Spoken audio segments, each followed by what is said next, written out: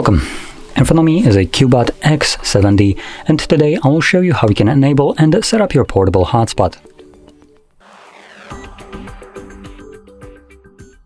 So to get started, pull down your notifications by swiping down from the top of your screen, and then swipe down once again to extend the list of visible toggles.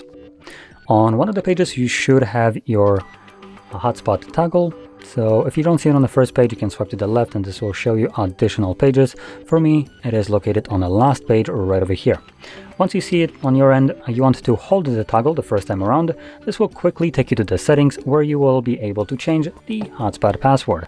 By default, it is randomly generated, so without navigating in here, you have no way of knowing what it is set to. So obviously you do need to navigate into here. Now I do recommend getting rid of it and setting up your own new password, which will need to have at least 8 characters in length. That can be letters or numbers. And really that's the only thing that I recommend changing in here.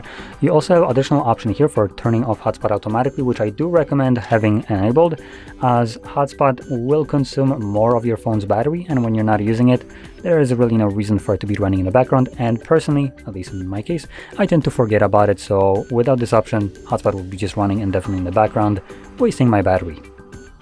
And in certain devices, possibly this one, hotspot will turn off your Wi-Fi, so just kind of test that out. I'm going to lower the brightness. So right now Wi-Fi is enabled, which you can see right here. So let me just, whoops, not do that. Enable it. Okay, so in this device it does keep the Wi-Fi enabled, so that's pretty good.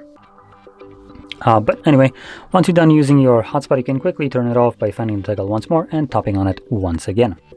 Now, with that being said, if you found this very helpful, don't forget to hit like, subscribe, and thanks for watching.